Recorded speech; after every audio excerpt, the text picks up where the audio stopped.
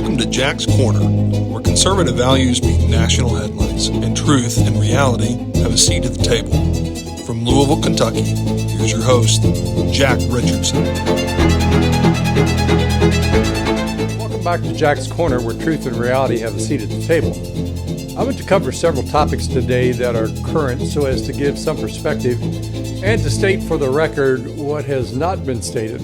I'm going to deal with the Epstein matter issues and with the Federal Reserve Chairman, the problem with communism in America and where it came from. And finally, can the Republicans keep the Senate in 2026?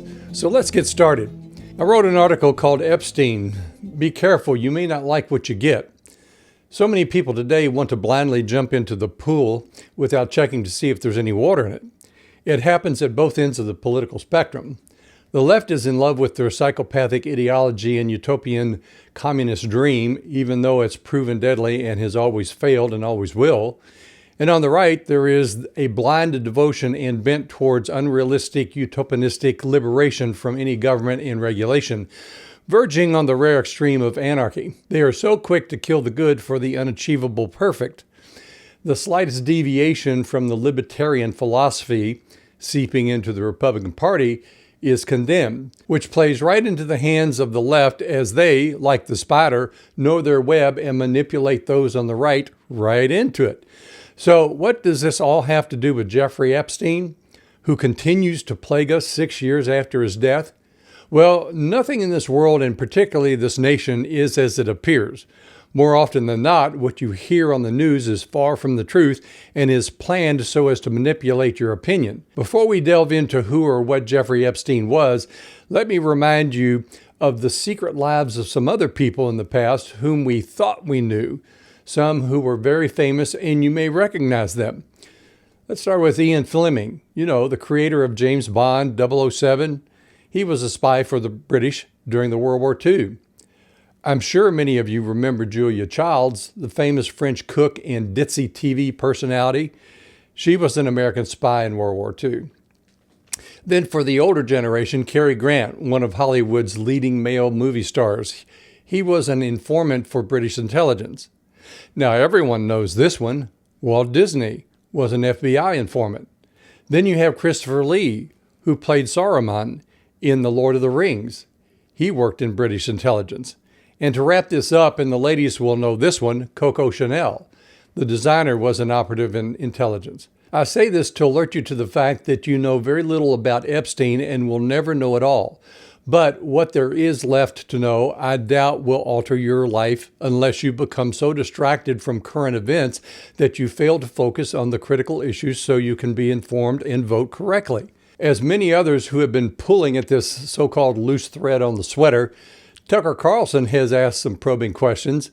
As reported in Newsweek, Carlson publicly inquired about the Mossad-Epstein connection and past allegations of a symbiotic relationship as part of a larger blackmail operation on behalf of Israel's intelligence during a speech to the conservative youth group Turning Point USA, saying every single person in Washington, D.C. thinks that. Well, Tucker continues asking, how does a guy go from being a math teacher at the Dalton School in the late 70s with no college degree to having multiple airplanes, a private island, and the largest residential house in Manhattan?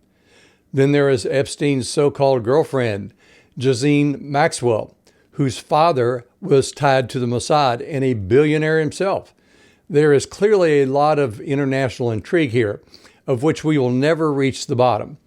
And that's my point. Epstein is a disgusting piece of flesh who is now in eternal torment.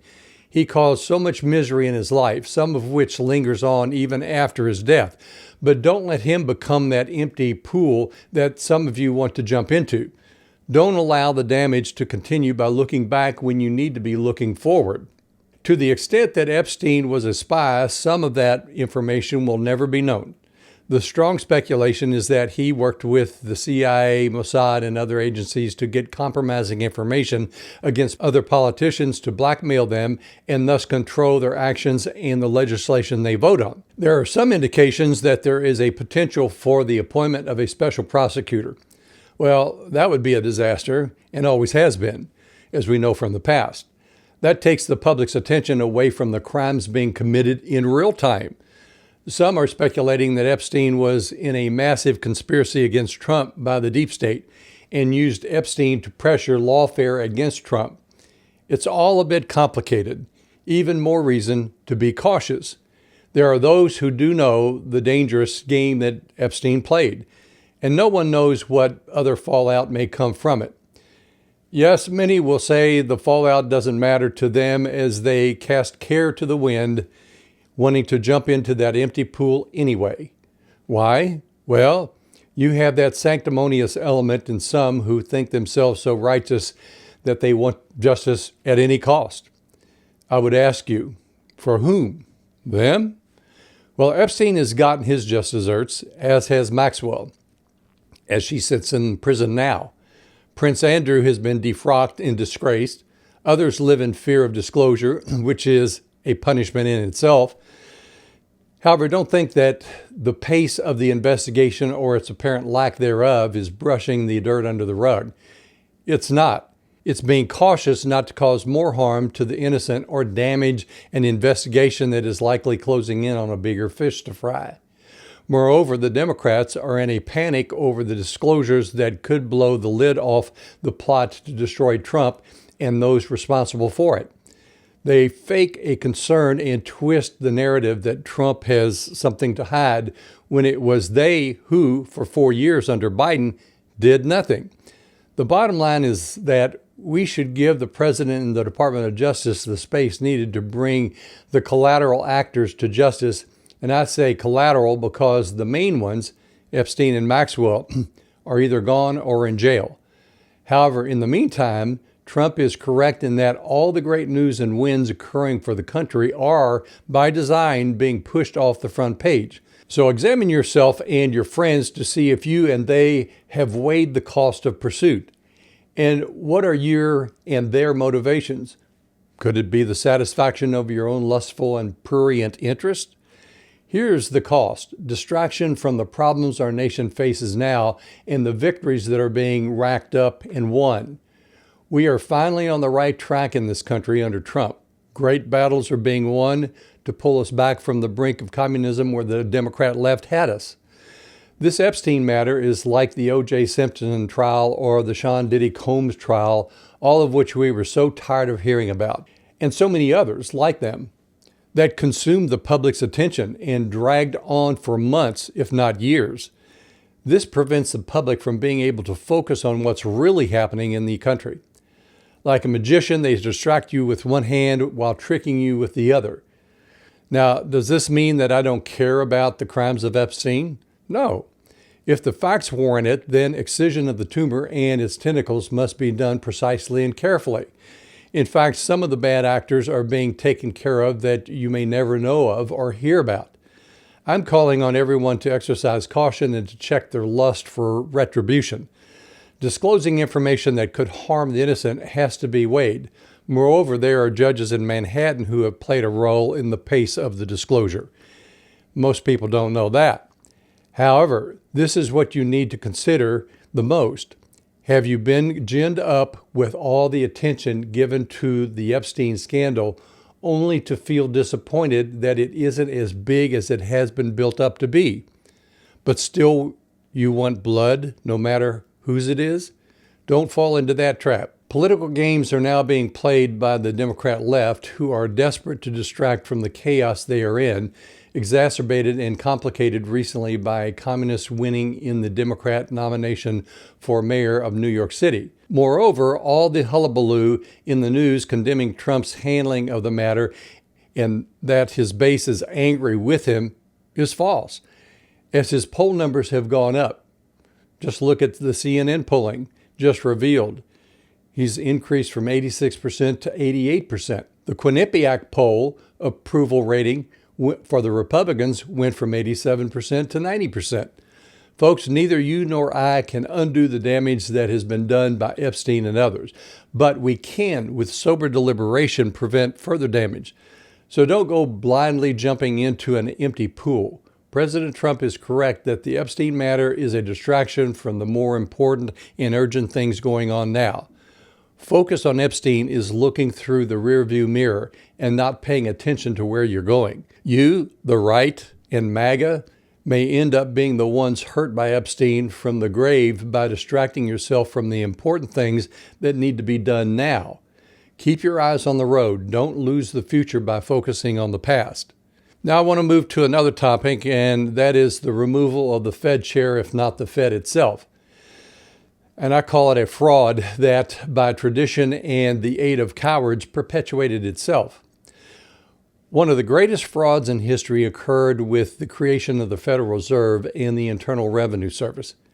It was perpetuated by one of the most evil and corrupt presidents in our history, and that was Woodrow Wilson.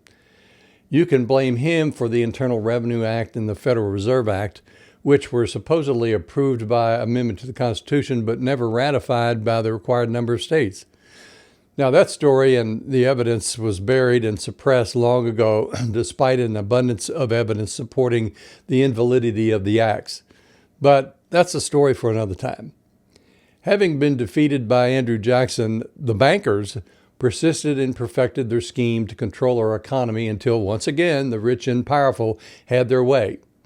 In the instance of the Federal Reserve, they took control of our public monetary system and supply, placing it into the hands of a few individuals. A good starting point for researching this subject is the book called The Creature from Jekyll Island by G. Edward Griffin. However, there is so much more on that topic. If you look into it, you will soon come to realize that we only live in the delusion of being a free people and country. Nevertheless, to give you an appetizer, albeit a gross oversimplification of what is going on, President Wilson, through the Act and the Federal Reserve, allowed Congress to certify the Federal Reserve to print U.S. currency out of thin air. It would only cost them about a penny and a half to print the dollar bills, and then we gave the dollar bill its worth 100 cents. Then the Federal Reserve got to charge us interest not on the penny and a half that it cost them, but the 100 cents value that we gave it, a value out of thin air. Making matters worse, when the Fed wants to own more of you, they simply print more money, inflating the cost of everything and devaluing everything you own. It's the greatest con job ever devised. You no longer have a public monetary supply. It is now a private monetary supply in the hands of private individuals. Andrew Jackson fought against that and won until Wilson. Jackson gave us the most stable currency in the world when we had a public monetary supply. That is, the people owned the national debt and the monetary supply. Okay, enough of this tease as to how deep this well is, and on to the more salient issue. There are 12 districts or governors of the Federal Reserve with a chair appointed by the president and confirmed by Congress. This was changed from its inception, but those who basically own you wanted some autonomy. So they established essentially by tradition the so-called independence of the federal chairman. There is no such thing. They are as biased and political as everyone else. Proof in point is that the current chair cut interest rates when it was not economically advisable, but did so to aid Biden and the Democrats just before the 2024 presidential election. This was done to stimulate the economy and make Biden and the Democrats look better. So much for an unbiased and neutral chair and governors of the Fed. Now, by mere tradition and cowardice, the habit has been to let the Fed chair serve out his term. The Fed position falls under the powers of the executive branch, that is, the president. The president has the power, albeit somewhat limited in part by law and mostly by precedent, to remove the Fed chair.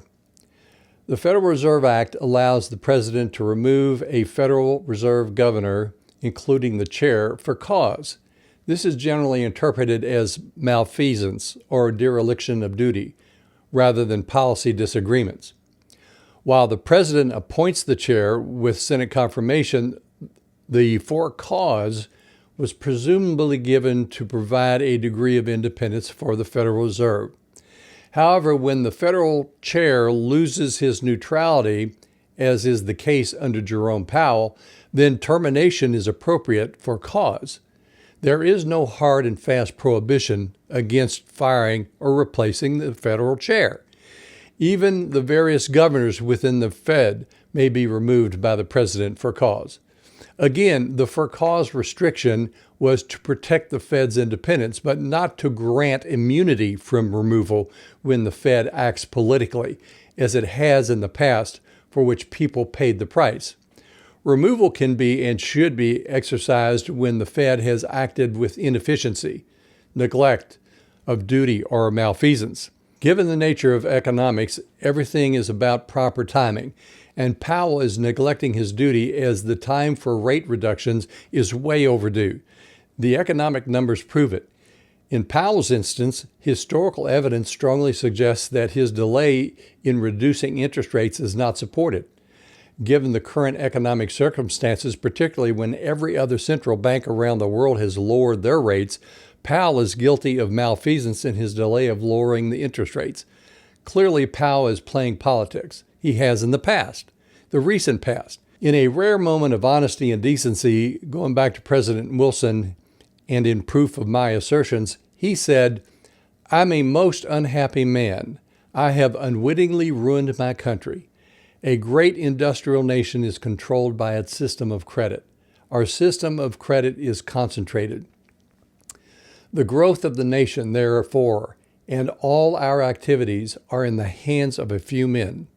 We have come to be one of the worst ruled, one of the most completely controlled and dominated governments in the civilized world.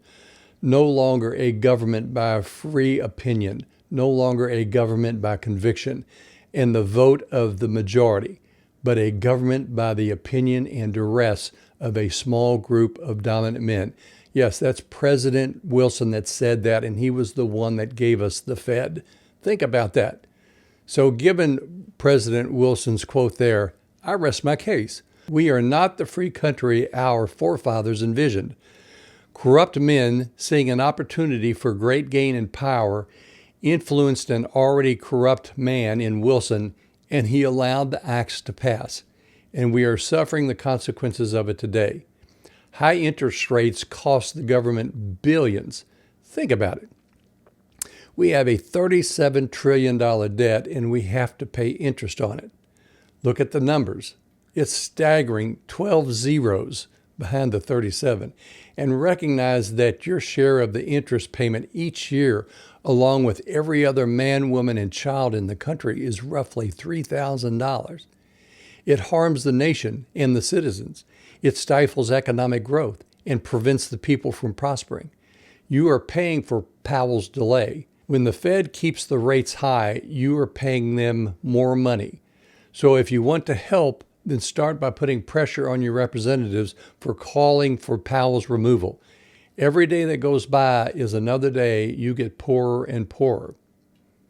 Now I want to move on to another topic, and I call it America's communism, taught and caught. And you may have been part of the problem. We paid for the protests going on around the country. We paid for the rise of communist politicians. We paid for the border invasion. We paid for the cultural collapse with the transgender craze. And we paid for university professors wearing the Palestine Kiev, citing their students to violence. Why don't you know that the universities are teaching and coddling professors calling for the downfall of America? How could you not? How could you not know that? Moreover, how is it that those who have the most to lose, normal, hardworking, and common sense Americans, sit back and do nothing? Another more painful question is, what have you, your family, your friends, and your neighbors done to stop the destruction of your children and the country? Do you really have to lose it all before you get mad enough to do something? Of course, by that time, it will be too late, and you will be in the process of being rounded up and taken off to re-education camps. Are you the type who cannot handle the anxiety that comes with the thought that something bad is happening to the country, and therefore you resort to denial? If you are, then the problem is not that bad people are doing bad things. That's expected. The problem in the country is that those usually thought of as good are doing nothing. I call them the Marie Antoinettes of the world who give it up and selectively ignore the coming collapse of the country. The executioner with his guillotine is ready to deliver what the so-called good have earned. So many today who simply want to live and let live have not yet realized that the party is over. The cost of freedom and its delayed maintenance is coming due, and it is steep. Frankly, the monthly payments were very minimal at first, but then too many Americans simply could not drag themselves away from the addiction to their comforts and conveniences. They delegated the education and moral imprinting of their kids to Marxist perverts in the schools. It won't be long before the scenario of George Orwell's dystopian novel 1984 will materialize, wherein your brainwashed children will turn you in to the state for treason. God has given us a reprieve in Trump and his administration, but that is only temporary. We must use this time wisely. Yep, the undermining of this country is being taught, and your children are catching it, thanks to parents who are too busy enjoying their temporal life to challenge and hold accountable those in higher education who are doing anything but educating. They are the real child abusers, and Mr. and Mrs. America have been writing the checks. Your children will vote in communism, but will have to fight their way out once they wake up to it, and they will likely lose their lives doing it and will hate you for being the cause. If you do nothing else in the political realm, then do this one thing. Engage the education system and demand accountability of those preaching death to America and tearing it down as an evil country. You should be singularly devoted to exposing and removing those types from our educational institutions and to protecting your children's minds. It's time to go on the offensive. It's time for a declaration of war against all who hate this country. Now, the next topic I want to talk about is the 2026 midterms, wherein demographically the Republicans should be able to keep the Senate. But there's a problem. The Republicans who are running in, like it's been often called, the stupid party, and for good reason, there is a problem. And let me get into that. In an interview by one of the local TV news stations years ago, and this is a little anecdote, I was asked, "Hey, Jack, off the record, isn't it embarrassing to be a Republican at times?" In a friendly quip with the reporter, I said with a smile, "Mark, there is no such thing as being off the record. But truth be known, it is embarrassing due to the imbeciles we failed to vet and allow into the party. For example, in the recent past, we had Liz Cheney. Then who could ever forget pouty face Adam Kinzinger? And then currently we struggle with the likes of sour-faced Lisa Murkowski of Alaska, milquetoast Susan Collins of Maine, Tillis of North Carolina, who thankfully decided to retire, then John Cornyn of Texas, and let's not forget the I can't wait for another interview on MSNBC Congressman from Kentucky, Thomas Massie, who, like John McCain, is loved by the Democrats and hated within the Republican Party. But don't ask anyone in the party for their opinion, as it takes courage to speak your mind and to speak the truth about the black sheep in the family.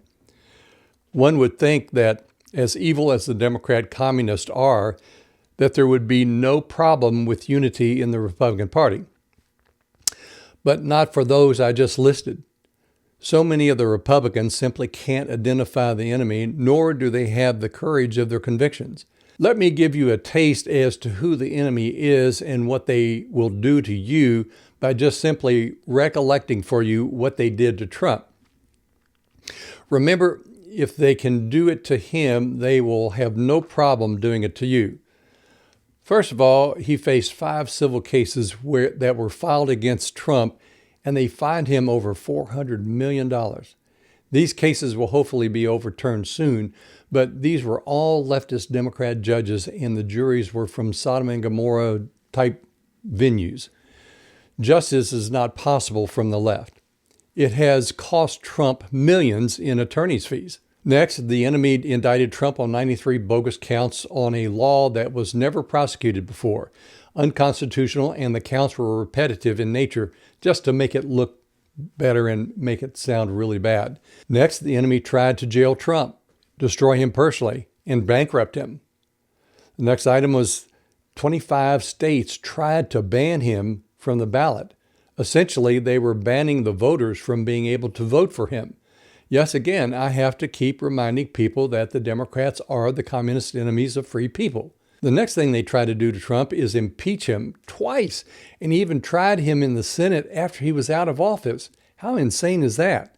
That has never been done before. The enemy tried to assassinate Trump as an ex-president twice. Then the enemy raided his home, which has never been done, and over the same cause that they let Biden off the hook because, what? He was old. So now that I have identified the vile nature of the enemy and explained how evil they are, let me ask, how is it that some Republicans, like the ones that I just listed, cannot get it through their thick heads as to who the enemy is and how important unity and team play is? Well, my first thought is that they never really were true Republicans, nor understood Republican principles. They were frauds who wormed their way into important positions as they did in the U.S. Senate. Here's our predicament and how Republicans seem to snatch defeat out of the jaws of victory. Demographically, we should be able to hold on to the Senate handily, but that is possibly in jeopardy because the Republican base is seeing just how ineffective some of their elected Republican officials are and have been on votes that were critical for Republican success. Instead, they have seen their Republican leaders as obstacles, as we have seen in Representative Massey of Kentucky, who was the original only no vote of all Republicans against the big, beautiful bill. These Republicans have been divisive and destructive and are now being challenged in primaries, but that weakens the ultimate winner in the primary as he goes up against the Democrat in the general election. The Republicans should have an easy time holding the Senate, but we have too many bad actors like Cornyn, Cassidy, Lankford, and Tillis. They have left a bad taste in the mouths of Republicans and independents in those states. I say get rid of them, and in the future, we must do a better job of vetting the candidates. We need more of the Tom Cottons, Bernie Morinos, and Josh Hawleys. With the narrow margins in the Senate and the House, the Republican Party can no longer risk these lukewarm Republicans in office as the stakes are too high. We are trying to save a nation from nearly 50 years of leftist communist undermining of our institutions, and given the fact that the Democrat Party has totally sold out to the communists, the Republican Party is really our only hope, and it will take unity to succeed. Get rid of the traitors to republicanism. Well, folks, that's it for today. Don't forget to check out Bluegrass Chronicles for more content. I'm Jack Richardson for Jack's Corner.